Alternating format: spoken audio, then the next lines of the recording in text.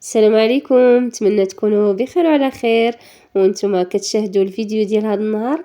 غادي نشارك معكم طريقتي في تحضير القراش البلديين اللي كيجيو خفاف بزاف وهائلين، طريقه سهله ومقادير مضبوطه. تابعوا معايا الفيديو من الاول حتى الاخير باش تعرفوا المقادير وطريقه التحضير. كنحتاجو معلقه كبيره ديال الخميره ومعلقه صغيره ديال الملحه، ضروري معلقه صغيره، معلقه كبيره ديال الجنجلان ومعلقه كبيره ديال النافع وحبه حلاوه وبيضه، كاس مع عامر ديال الماء ونص كاس ممكن يكون ماء زهر. انا درت هنا غير ماء ونسمت بالساشي ديال الزهر. عندي نص كاس ديال الزيت وكاس قل ربع ديال سنيده. الحلاوه كتجي هي هذيك، ونسمت هنا بزهره البرتقال ومعلقه صغيره ديال الخميره ديال الحلوه. اما الدقيق هنا عبرت 500 غرام، غربلتها وخليتها على جانب. غادي نبداو بسم الله على بركه الله. غادي نبداو اول حاجه بالسوائل. كناخذ هكا اناء كندير الماء هنا يكون دافي. هاد المقادير هذه راها مضبوطه. ضفت كاس ونص ديال الماء ونص كاس ديال الزيت والخميره. كنضيف جميع السوائل مع الخميره والسكر وكنخلط كلشي مزيان حتى كتذوب ديك الخميره. ومن بعد كنسم بالساشي ديال، الا كان الفاني ديروا الفاني، ما بغيتوش الزهر ديروا الفاني ولا قشور ديال الحامض هما كيجيو زوينين. وهنا ضفت البياض ديال البيض اللي نزعت ليه الصفار اللي خليته للدهن، يعني غادي ندهنوا به القريصات ديالنا في الاخير. صافي كنخلطوا هاد المكونات مزيان. وهنا ضفت الملحه قلت معلقه صغيره باش يجي المذاق ديالهم بنين ما يجيوش باسلين. وتنبدا نضيف الدقيق غير شويه بشويه، كندير الدفعه الاولى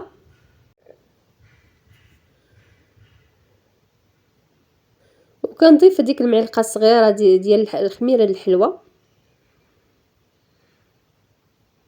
صافي كنخلط هاد الدقيق مع المكونات الاولى غير بالفوي ولا غير بالضراب اليدوي بحال هكا.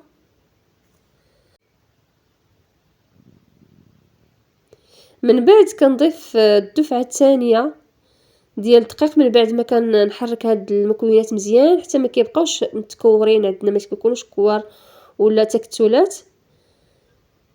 كنضيف الدقيق هنا راه ما كملتش ديك نص كيلو ولا ديال 500 غرام، ما كملتهاش كامله، بقى لنا تقريبا واحد 100 غرام بحال هكا، ما بقيتش زدت الدقيق نهائيا. وفي هذه المرحله كنضيفوا الزرارع ديالنا بطبيعه الحال وكنخلطوا كل شيء. هنا ضروري انني غادي نستعمل يديا باش نخلط المكونات مزيان.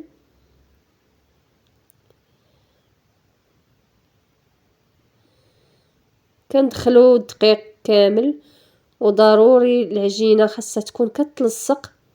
الا بغيتوا القرش ديالكم ينجحوا معكم ويجيو خفاف ويجيو مزيانين، ضروري انهم يكونوا هكا كيتلصقوا، ما يكونوش عاوتاني يعني جاري بزاف، لا خاصهم يكونوا بحال هكا. غير احترموا المقادير راه غادي ينجحوا معكم ضروري ان شاء الله. كندهن شويه ديال الزيت من الفوق وكنجمع العجينه وكنخليها. راه نهائيا انا واش دلكتها، راه غير جمعتها صافي وغطيتها وخليتها تخمر، عطيتها حقها في الخميره. ضروري انكم تخليوها تخمر مزيان مزيان. وهنا من بعد ما خمرت لي نتوما راه ضاعف الحجم ديالها مزيان. صافي تنديكازيها ولا نخوي من داك الهواء. نتوما شوفوا العجينه القوام ديالها ضروري تكون بحال هكا. كناخذ بلاطو بحال هكا وكندير شويه ديال الزيت، ماشي بزاف غير شويه، وكنقطع كويرات. خرجت منها 12 كويره صغيره متوسطه، ما صغار ما كبار. المهم الحجم كيبقى لكم الاختيار، بغيتهم كبار بغيتهم صغار، انا حبيتهم بهذا القياس هذا. كنستمر في التقطاع ديالهم بحال هكا. دابا سخن الحال كيخمروا بسرعه، يعني ما تعكزوش عليهم، راه بسرعه كيوجدوا. ديروهم للكوتي الوليدات كيعجبوهم بزاف.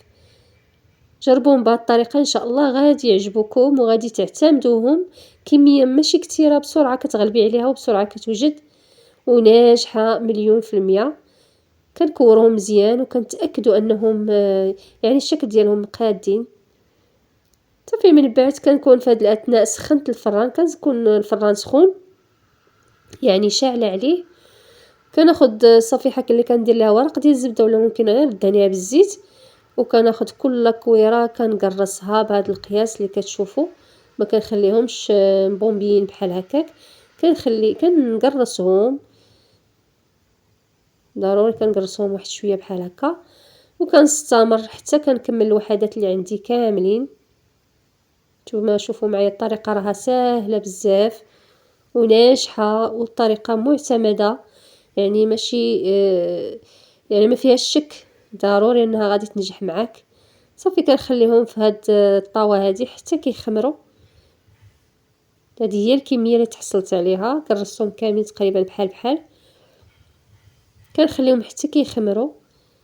وكناخد صفار ديال البيضه اللي خلينا، كنزيد ليها غير شويه ديال الخل باش تكونش فيها شي زفاره ولا شي حاجه بحال هكا. وكندهن الوجه ديال هاد القريصات ولا القراشل ولا كل واحد اش كيسميهم، كندهنهم مزيان من جميع الجوانب. كنستمر هكا حتى كنسالي الخبيزات كاملين اللي عندنا، وكنرشهم بالجنجلان ولا اي حاجه حبيتو، اللوز ولا اي حاجه ممكن انك تزينيها بها. كيبقى الجنجلان هو التزيين البلدي اللي عرفناه في الطفوله ديالنا، هذا هو اللي كنزين بهم حتى انا دائما، لان هادو قراش البلديين بالطريقه ديالي كيجيو زوينين صراحه، خفاف ناجحين من اول تجربه. صافي كندير الجنجلان وكندخلهم الفران اللي كيكون متوسط في الحراره ديالو، كنطلعهم من الفوق حتى كيتماسكوا ونزلهم من التحت حتى كيتحمروا مزيان وكياخذوا هذا اللوين ذهب هكا.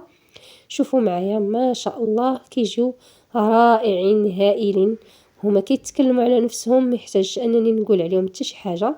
شوفوا معايا الخفه صراحه، وهاد المقادير وهاد الوصفه ناجحه 100%. نتمنى انكم تجربوهم وان شاء الله وتردوا عليا في الكومنتات. صراحه كيجيو زوينين بزاف وساهلين وناجحين، اهم حاجه انهم ناجحين. وهذه هي الكميه اللي تحصلت عليها. شوفوا معايا ما شاء الله غير اللوين ديالهم كيجيو زوينين بزاف محمرين. خليهم يتحمروا ما تزربوش عليهم. واللي وصل معايا حتى لهنا في الفيديو نتمنى انكم ديروا لايك للفيديو وتشتركوا في القناه وتبارطاجيو هاد الوصفه هذه، لان فعلا كتستحق، ناجحه 100%. وكنشكركم دائما المتابعه ديالكم الناس القدام، وكنرحب الناس الجداد، وكنشكركم بزاف على التفاعل ديالكم على الفيديوهات ديالي الاخيره وعلى الكلام ديالكم الزوين المحفز المشجع. جزاكم الله كل خير. وضروري انني غادي نفتح معكم شي وحده باش تشوفوا المصداقيه ديال الوصفه. هانتوما شوفوا راه ما تيكونوش فيهم البابا نهائيا، صراحه التصوير ما عطاهمش حقهم مزيان هنايا، ولكن غادي نحاول نفتحهم عاوتاني وغادي يبان لكم اكثر. ومهم ما بقى لي انني نقول لكم شكرا لكم على المتابعه، والى اللقاء.